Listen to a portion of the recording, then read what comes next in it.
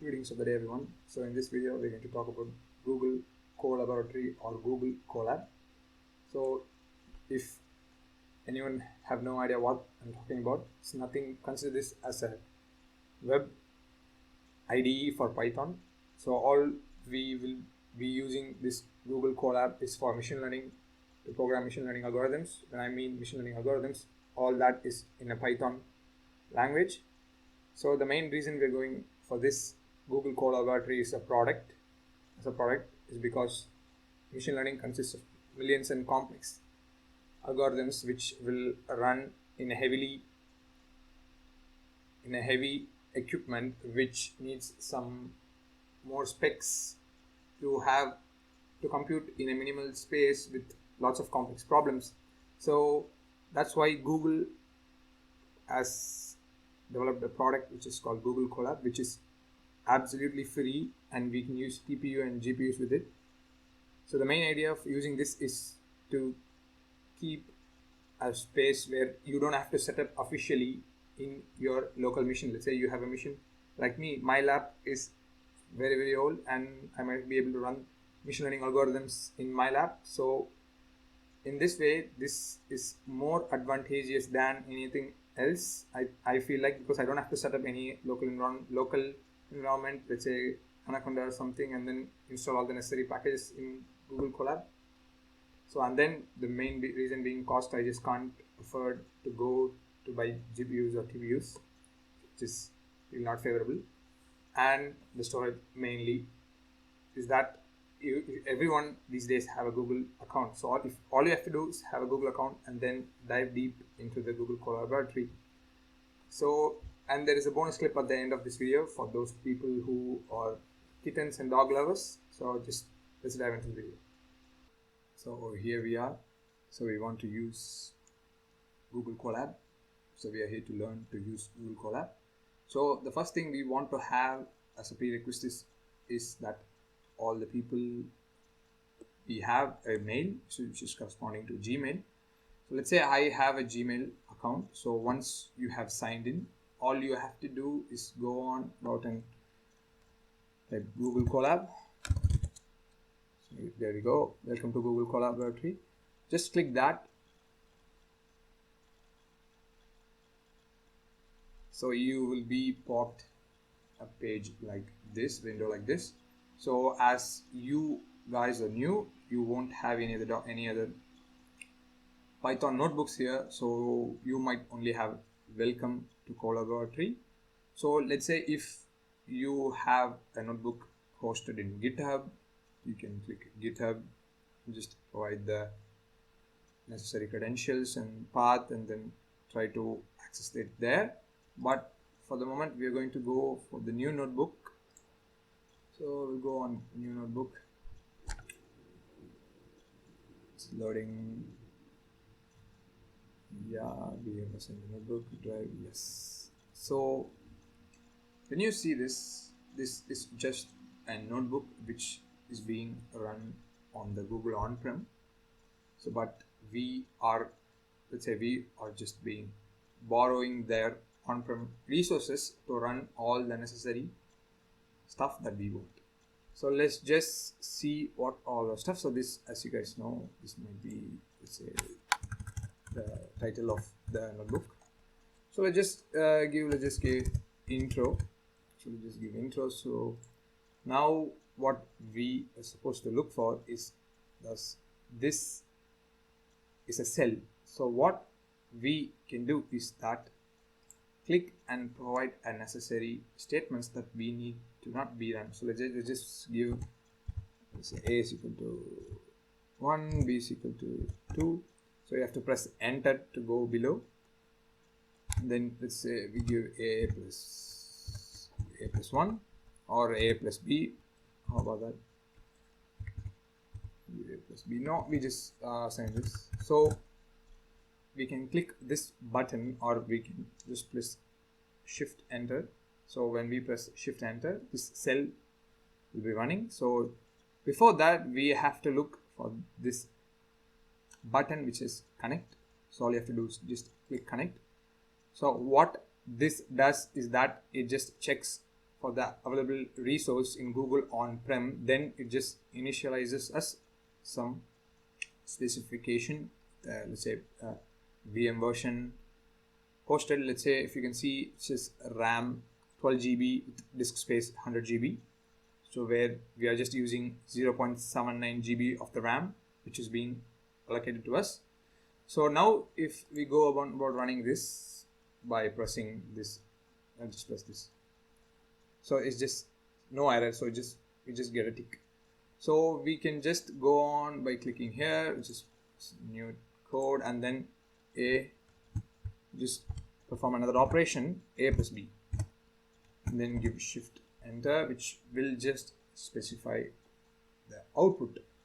So if you want to see an error, we can just go shift enter. So this is how basically errors popped out here. So the main reason I wanted to make this video is to make something clear, that you guys have some hang of it, how the Colab works. So the next important thing of using a Colab is that you guys have to know about the keyboard shortcuts which needs to be learned or memorized, because we are going to use this a lot when we dive into the projects, because we'll be running thousands of cells. We just can't keep on clicking the buttons or clicking the widgets here. So the first thing you want to learn is that you're going to go to tools. You're going to see keyboard shortcuts, where you guys can see all the shortcuts that are available. I will make another video of, as you guys are new, you don't have to know all this, and I myself have no idea of all the shortcuts, but I will make let's say top 10 or top 15 most used shortcuts while working on this Google Colaboratory, and then I'll just post it at the end of this video, which will be as an end element.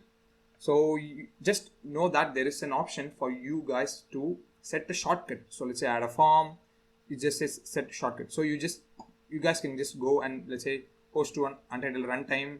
Just because clicking here, you can just, let's say, give a button, let's say just a 1, and then you just be connecting to a Google on-prem. So stuff like that. So I just want you to know that there is some options which you can set for this stuff. So next is about, just cancel it. Next is about Google Drive. So as you guys know, we have a Google account, so we have a Google Drive. So all this data, let's say we want a couple of addresses that needs to be mounted inside. You just click this button, which is let's say files, or you just click this tables of contents, and then click this. You see an option which says mount drive. So if you can see this icon, you say mount drive, just click mount drive. It will say Google, mounting Google Drive. It says access, just connect to Google Drive. It might take some time. So once mounting Google Drive, it might take a couple of seconds. So once this is done, you will be seeing a file called drive. So once you can click this, you see my drive, and then you can see Google Colab notebooks. So these are all the notebooks and all the data that are there here. So if you want to see, you just click here. You can click this button, and then you can go to drive. I think my drive has nothing. So see, only folders. So if you want to add more data, let's say you want a CSV file or you want some images to be there, you can just right click and add a folder, and that folder will be seen here under the my drive. As you can see, Google Colabs, PRC, we have Excel, so you'll be able to see the Excel. Yeah. So however, you have to know, once you terminate this session, all the data will be lost. So either if I terminate, how to terminate, that is a good question too. To terminate is to click runtime and then manage sessions and then terminate. So once you terminate, all the data that is stored or data is allocated will be vaporized, however. So the next thing we want to talk about is running bash commands. So as you guys might have known, there are lots of codes which, if you're a Linux user, or let's say bash code, which is pwd, you can use this magic, you can use this exclamatory, or you can just write pwd. Neither of that, it will run. Just says the location of this notebook. So if I don't click this, but it still works. So it has been updated. The Google Colab is updated to use bash commands. So the next important stuff which we all need to know is that using GPU and TPU allocated by the Google itself. So why we use this kind of tool is that we are going to run millions and millions of data. It might not be possible in my laptop. So what we can do is that we can borrow a couple of resources from Google on-prem. So which you can go on by clicking runtime, change runtime type, hardware accelerator. You can click this drop down and you can use GPU or TPU. GPU is available, but TPU sometime it might be available, but sometime it might not be. Once you click GPU and just click save, it will reallocate again, and then you will be given with a GPU which you can use for using image processing, or when you go on high end. I will just show you when we dive into the projects. So this is how you activate TPU or GPU. And the next is the important thing you guys want to know is that Colab, however, disconnects your session if you are not available for 30 minutes. What I mean by that is if you are idle for more than 30 minutes, this session will be terminated and this session will be terminated. So you might lose all the data. So, but you might use some macro or some Python level coding to keep on touching, or you can just come on, click and not be idle for 30 minutes. But however, if there is a process running, let's say you are training a data set or you're just training a model, that might not be considered idle because the process is being done. So let's just, it will be easiest for you guys to add the tensor, or I just don't want to talk about tensor board or some interactive ways to see that because I want this to be very beginner friendly. So the next would be the theme changes, because I myself prefer the dark theme. So you just click light theme and just go with dark and then click save. So if you can see, this is how I prefer. So just to show you that there is a process for this available, changing theme. And the next, this is, think of this as a bonus info. This is for the people who are cat and dog lovers. Just see this and enjoy for yourself and thank me later. Go to tools, settings, miscellaneous. Just let's say just go with kitty mode, then click save. And wait for the surprise, I think. And then you might be surprised.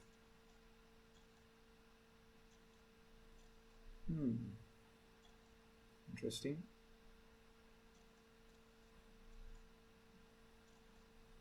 We are supposed to see some. Okay. Yep, here we go. See a kitty running down, which will motivate us to code more. So this is the most basic concept of using a Google Colaboratory for those people who have not used it. So once we dive deep into projects, it will be easier for us, I promise. So thank you for watching. So catch you in the next one. Until then, be safe. Bye bye everyone.